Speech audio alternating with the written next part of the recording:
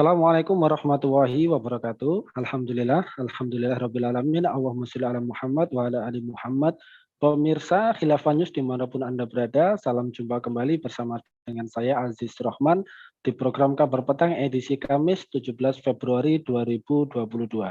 Insya Allah beberapa menit ke depan kami akan menemani Anda mencermati dan menelaah berita paling menarik dan paling populer hari ini bersama narasumber yang kompeten di bidangnya dan tentunya dari sudut pandang Islam. Baiklah pemirsa, inilah Kabar Petang selengkapnya.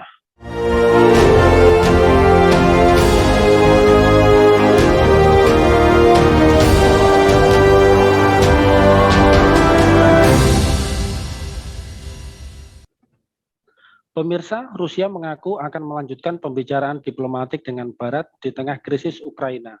Presiden Rusia Vladimir Putin dan Menteri Luar Negeri Sergei Lavrov mengatakan hal tersebut dalam percakapan televisi kemarin waktu setempat. Lavrov mengatakan selalu ada kesempatan untuk mencapai kesepakatan dengan Barat soal Ukraina. Dia juga mengatakan kepada Putin bahwa ada banyak kemajuan untuk mencapai tujuan Rusia dan ini masih layak untuk dikejar. Lavrov juga mengatakan bahwa kepada Putin, maksud kami Lavrov mengatakan kepada Putin bahwa Amerika Serikat telah mengajukan proposal konkret untuk mengurangi risiko militer. Sementara pembicaraan dengan NATO dan Uni Eropa belum memuaskan. Dalam siaran yang sama, Putin disebut menyanggupi hal ini. Putin mengiyakan pernyataan dari Lavrov. Sementara itu di hari yang sama Amerika Serikat mengumumkan akan memindahkan sementara kedutaannya di Kiev ke kota Lviv di Ukraina Barat dekat perbatasan Polandia. Langkah ini diambil karena adanya penambahan signifikan pasukan Rusia di perbatasan. Meski demikian, Menteri Luar Negeri Antony Blinken mengatakan Amerika Serikat akan terus mendorong solusi diplomatik, apalagi jika Rusia menunjukkan itikat baik. Nah, pemirsa, apakah ketegangan Rusia dan Ukraina di posisi anti klimaks? Kemudian apakah Rusia akan menempuh jalur negosiasi yang dirancang oleh Amerika Serikat serta apakah krisis Ukraina ini akan benar-benar reda? Pemirsa, untuk membahasnya kami telah terhubung dengan Bung Farid Wasdi dari Forum on Islamic World Studies. Kita sapa dulu beliau. Assalamualaikum warahmatullahi wabarakatuh, Bung Farid. Waalaikumsalam warahmatullahi wabarakatuh. Alhamdulillah. Bagaimana nih kabarnya, Bung? Sehat, Bung? Alhamdulillah, khair. Alhamdulillah. Baik, Bung, langsung saja, Bung. Ini kan sebagaimana kita ketahui ya, ini kan Rusia dikabarkan telah menempatkan lebih dari 100.000 tentara di dekat perbatasan Ukraina. Tetapi Kremlin membantah berencana untuk menyerang. Rusia sendiri menuduh Barat terlalu histeris. Sementara sejumlah media Amerika Serikat seperti Politico menyebutkan jumlah sumber meyakini bahwa Rusia akan menyerang Ukraina. Nah, menurut pengamatan Anda, bagaimanakah dinamika krisis di Ukraina saat ini, Bung Farid? Ya, pertama banyak pihak ya yang meragukan akan terjadi invasi besar-besaran yang dilakukan oleh Rusia ke Ukraina ya. Kenapa? Karena ini sangat berisiko ya. Beresiko terhadap banyak pihak ya. Pertama jelas beresiko terhadap Ukraina sendiri ya. Kemungkinan kalau terjadi invasi Rusia besar-besaran akan menimbulkan korban yang cukup besar di Ukraina ya. Yang kedua ini juga sebenarnya beresiko bagi Rusia ya. Pengerahan pasukan ya, apalagi dalam jumlah besar seperti itu tentu akan menyedot sumber daya Rusia yang cukup besar ya, baik itu politik maupun keuangan, termasuk dampak-dampak ekonomi setelah invasi yang dilakukan oleh Rusia ya.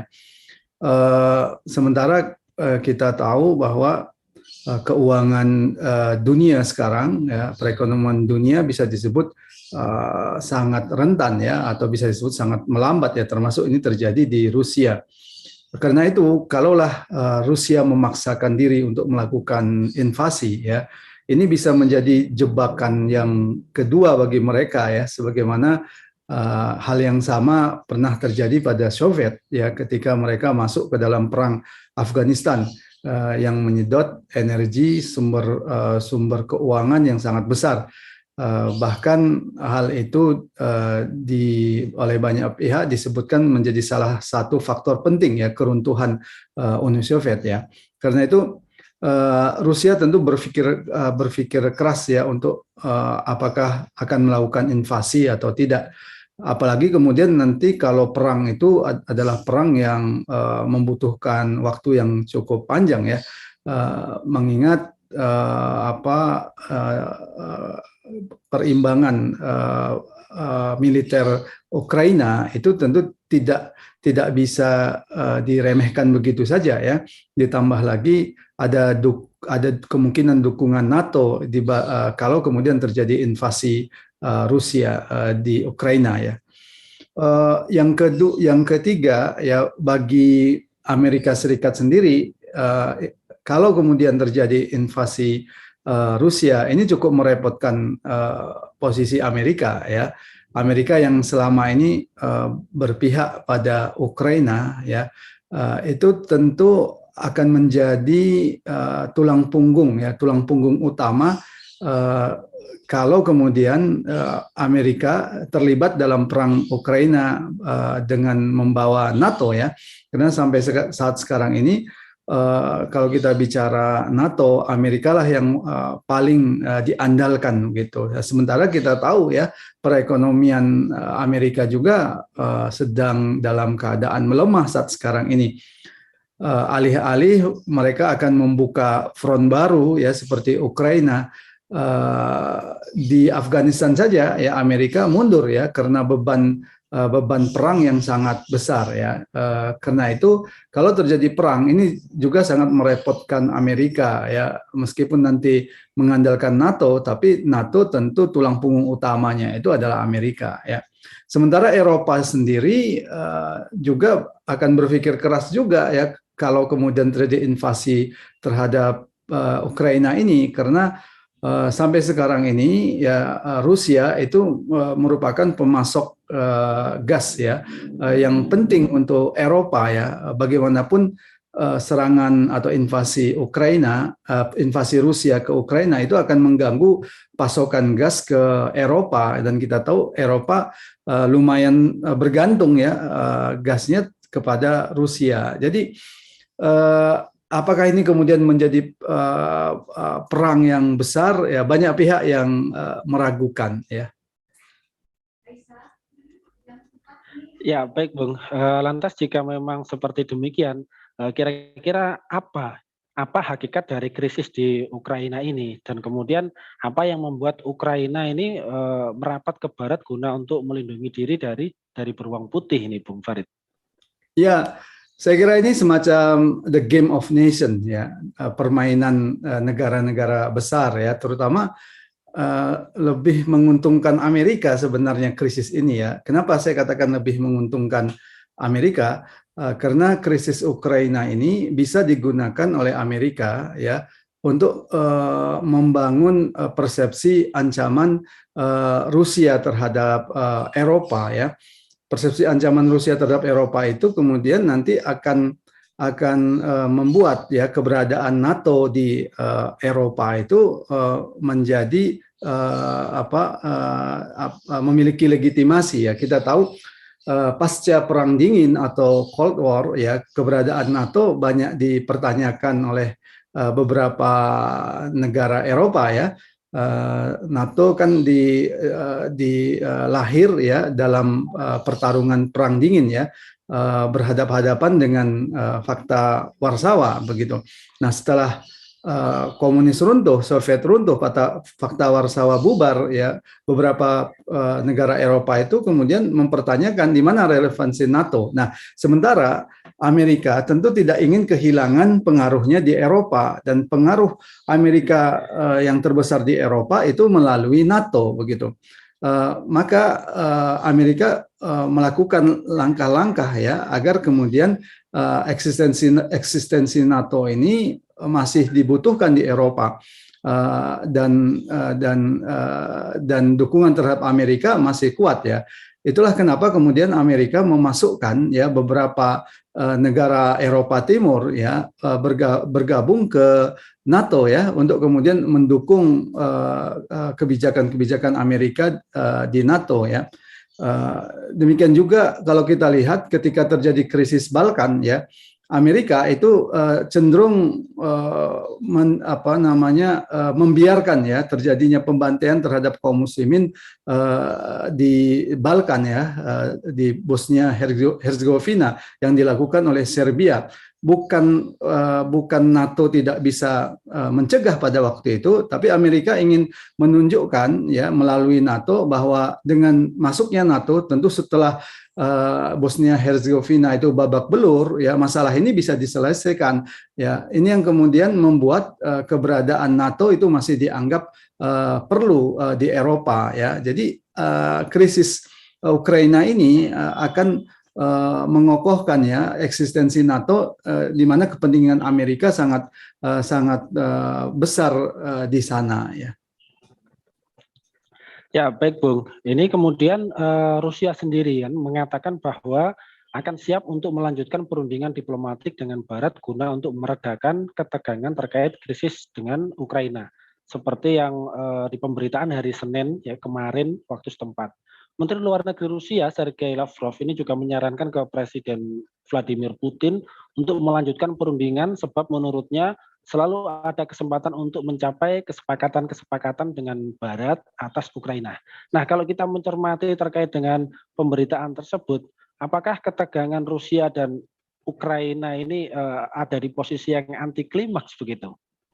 Ya, Rusia sendiri tentu sangat demikian menganggap Ukraina itu penting ya.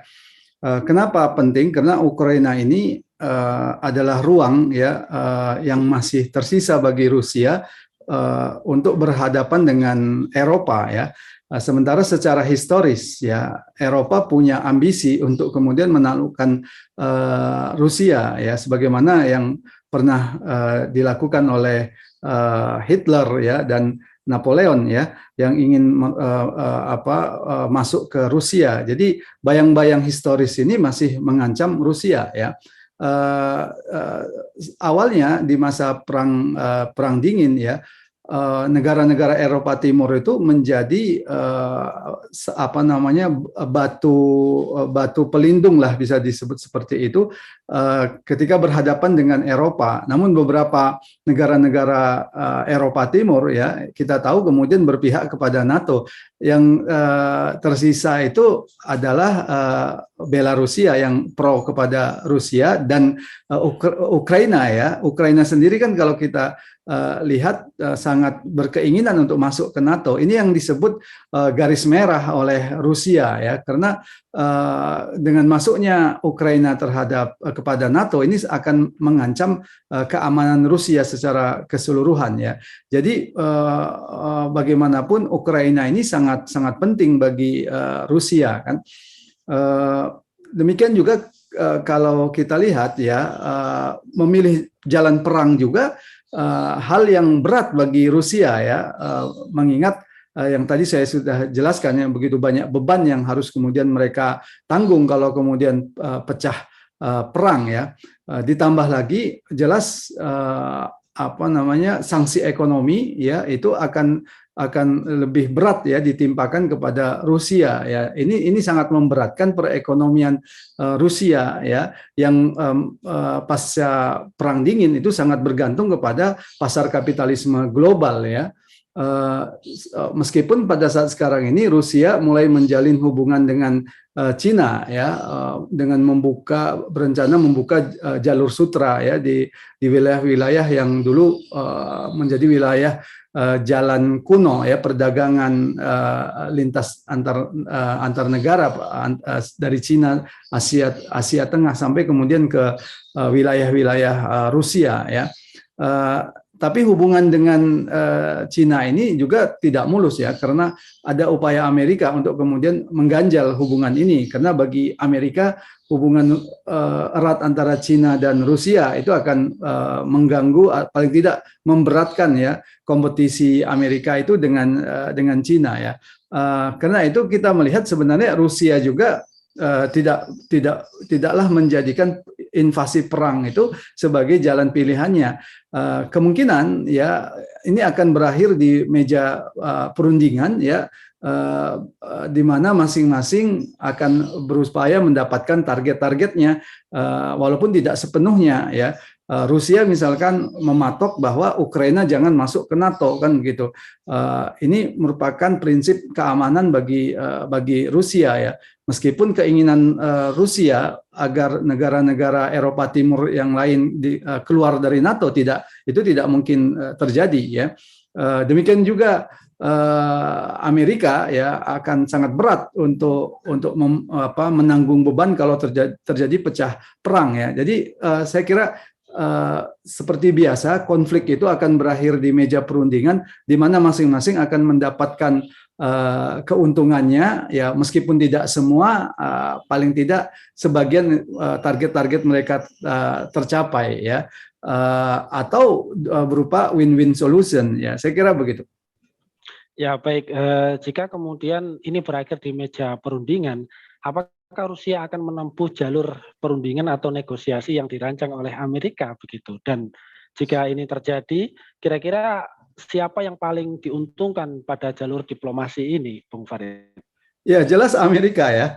Jadi Amerika akan berusaha sebenarnya memelihara konflik ini tetap terjadi ya, atau paling tidak potensi konflik tetap ada ya, meskipun kadang-kadang suhunya menaik, suhunya mendingin, tapi potensi konflik ini tetap ada. Karena dengan keberadaan konflik seperti ini, ya Amerika kemudian mendapatkan legitimasi keberadaannya di sana sebagai payung keamanan untuk Eropa melalui NATO. Ya, ini merupakan strategi umum Amerika di beberapa kawasan. Ya, di kawasan Semenanjung Korea misalkan, Amerika memelihara krisis yang ada di Semenanjung Korea dengan persepsi ancaman nuklir Korea Utara yang diragukan oleh banyak pihak. Ya, ini menjadi legitimasi Amerika untuk menjadi payung keamanan di wilayah itu ya, untuk kemudian merangkul Korea Selatan ya, kemudian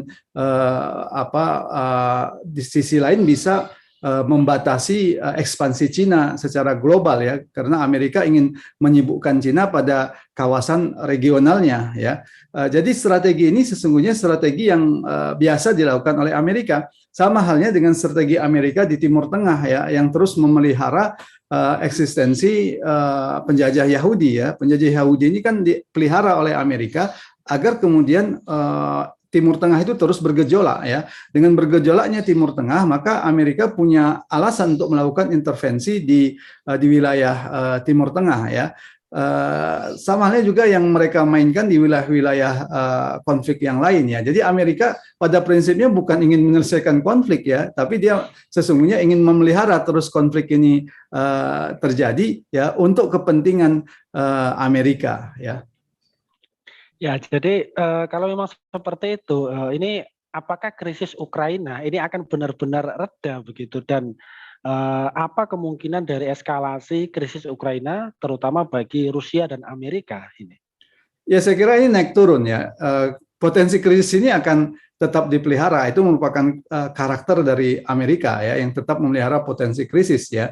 Beberapa potensi krisis di dunia seperti saya katakan tadi, misalkan ada di Timur Tengah, di situ ada penjajah Yahudi ya. Demikian juga ada yang disebut dengan konflik perbatasan ya, seperti yang terjadi di Filipina, misalkan ada Filipina Selatan, wilayah Moro yang sebenarnya lebih dekat ke Malaysia ya, tapi kemudian digabungkan ke Filipina kan, yang didominasi oleh non-Muslim kan. Ini akan terus menimbulkan gejolak ya. Demikian juga Thailand misalkan, yang di situ ada Patani. Jadi potensi-potensi konflik itu ini adalah merupakan warisan kolonial dan kebijakan kolonial agar kemudian tetap membuat daerah tersebut menjadi daerah yang panas ya, atau paling tidak akan bisa dimanfaatkan oleh negara-negara kolonial itu kalau memang dibutuhkan ya. Sama halnya dengan konflik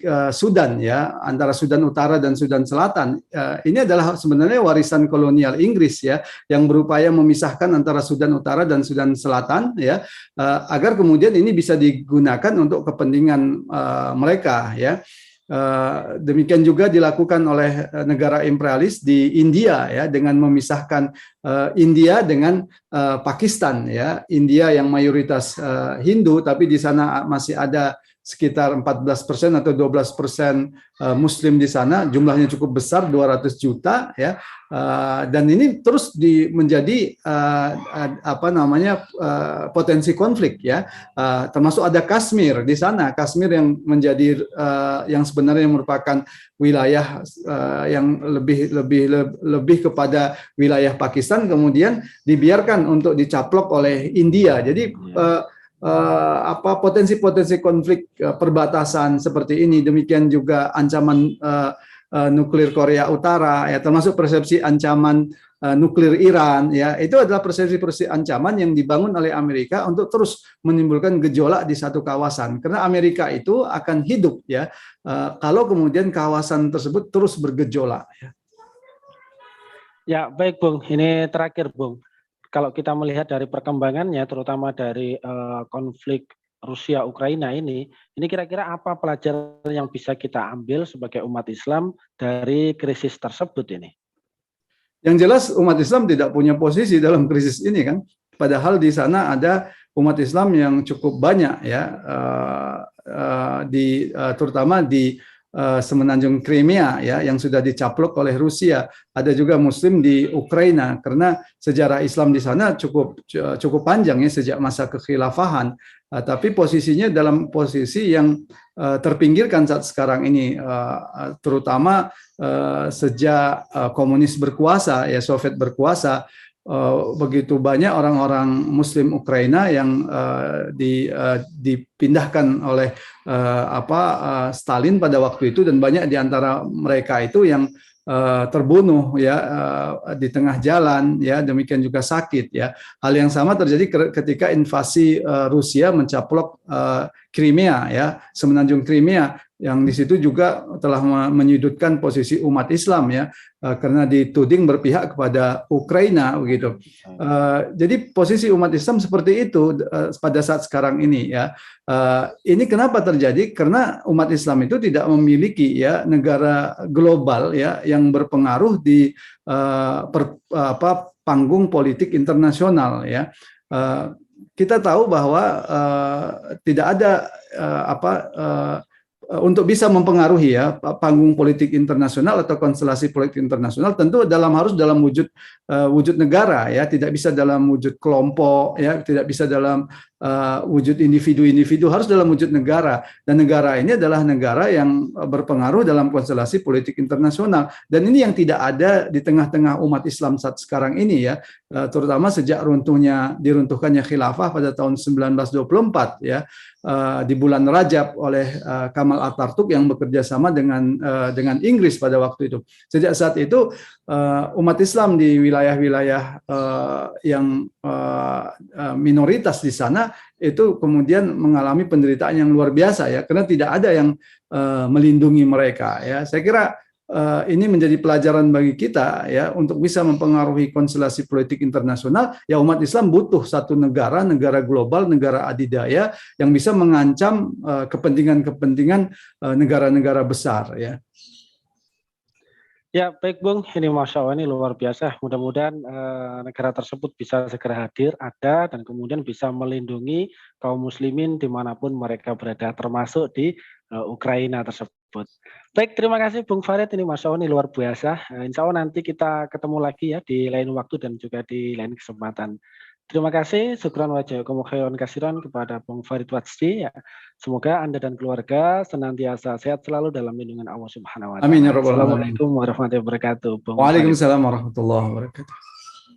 Baik pemirsa, demikianlah kabar petang pada edisi kali ini. Semoga Anda mendapatkan banyak manfaat dari acara kami. Jangan lupa saksikan kami besok di jam dan channel yang sama. Dan jangan lupa juga like, comment, share, subscribe, serta klik tekan tombol loncengnya agar tidak ketinggalan update terbaru dari Khilafah News. Karena hanya di sinilah Anda akan mendapatkan informasi aktual, terpopuler, dan tentunya dari sudut pandang Islam.